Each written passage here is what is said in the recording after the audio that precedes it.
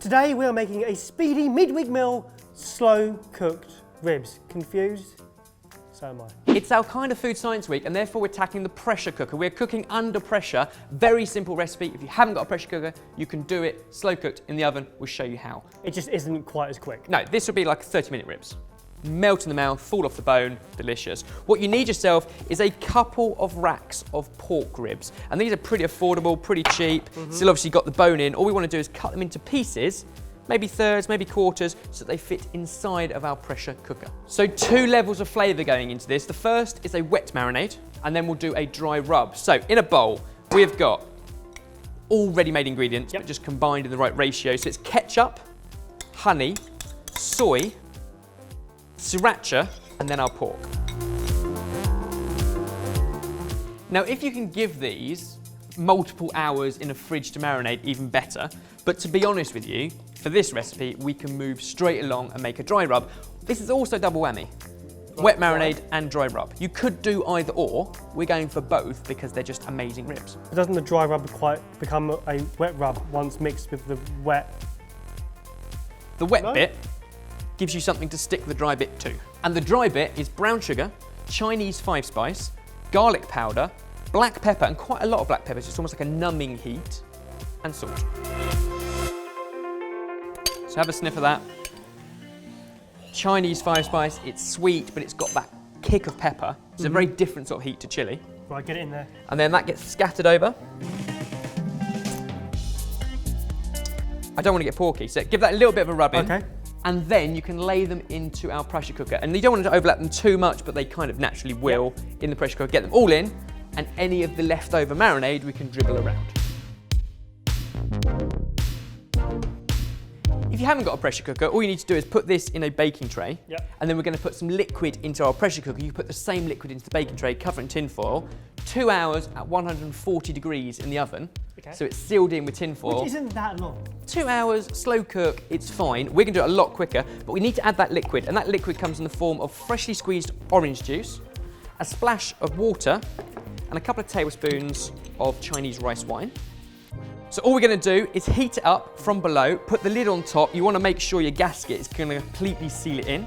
And that is where the pressure comes from. So in, twist, sealed. A very simple, domesticated one that we're going to have to keep an eye on and keep it controlled, because we want the pressure to be between the 2 red lines for half an hour. Cool. I'm really enjoying Geek Week so far. I've never seen you more excited by food or anything like that. In fact, the only time I've seen this excited was when we went to that magic show, and I saw you literally in the crowd going, "That's amazing!" I enjoy magic, but also I enjoy the fact that this week I can finally talk about the things I read about.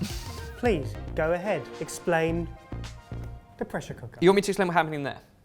Please do, yeah. Oh.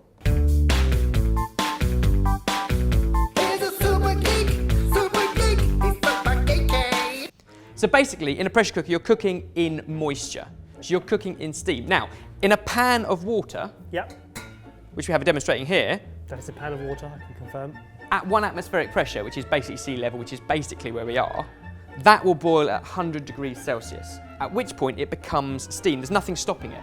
The more heat you apply, it doesn't make it hotter.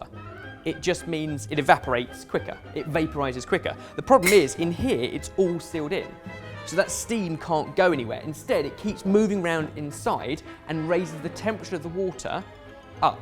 So the molecules start moving around a lot faster as well, which increases the heat as well. Increases the heat, increases the temperature. And in here, we're going to take it to about 15 psi, which is pounds per square inch. Okay, bearing in mind a tyre is usually at, what, 30 psi-ish? If you say so. It is. I like food and cooking. You like automotive. Good. So in this case, this is going to take up to 120 degrees Celsius rather than 100. So 110 would halve the cooking time from 2 hours to an hour, but 120 takes an hour down to half an hour. So this will only need half an hour. And it's all because of the thermal capacity of steam. Thermal capacity. Let me explain thermal capacity for you. Thermal capacity is basically the ratio of increase in temperature relative to the affecting heat of the result. So for example, I've got an oven here preheated at 200 degrees Celsius. Put your hand in it. Well, 200 degrees Celsius. Put your hand in it. It's warm, everybody. It's warm, but it's not going to burn you. It's not going to burn me. It's like a magic trick. The thermal capacity of steam, Yep. this is only 100 degrees Celsius. Okay. Do not put your hand over that, because that will scald. That has a higher thermal capacity because of the water than air does. Okay. So it's half the temperature, but that will burn and that won't. Is any of that clear? That made sense to me. Surprisingly, even me, that made sense to me. Release the pressure.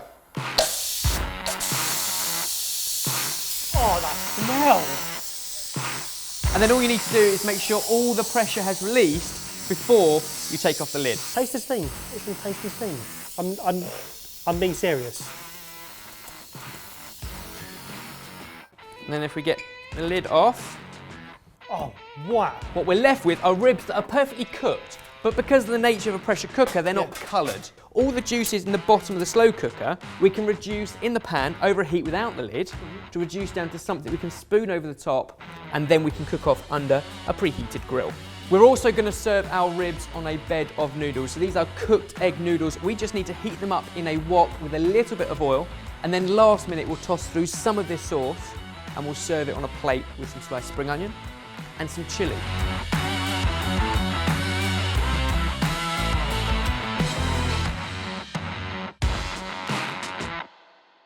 I've never seen science look so tasty.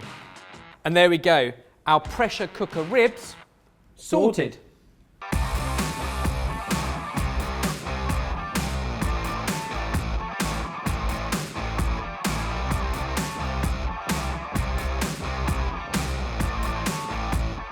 Taste my science. I would. Why no? Why ruin all of this good work for that? That's how you ended the last one, wasn't it? I've never had science smell and taste so good. Yeah, but it's not to taste my science. That's different. Do you know what? Even you can put me off eating ribs. Right, just remember, half an hour is good to make. That's crazy. I've been looking for a way for years to make ribs a midweek meal. And now I think I've found it. I'm getting the wet and the dry rub now. You get a bit of both. Yep. Oh, the rub is amazing, yeah. What we're supposed to do in this section is describe this really well so people want to make it at home. But actually, Bear with us. You can do it for 2 hours in an oven, but half an hour in a pressure cooker. That's where science comes into play. And the science continues. Yesterday we did yeast in beer. On Friday we do yeast in bread. and then Ben and I are hosting a big night in, a big sciencey night in. Get your reckon lab you can beat coats that? ready. I can beat that. Really? Yep, You can beat ribs. I can beat ribs. Click on the left if you missed our last video, or click on the right video for one of our favourites.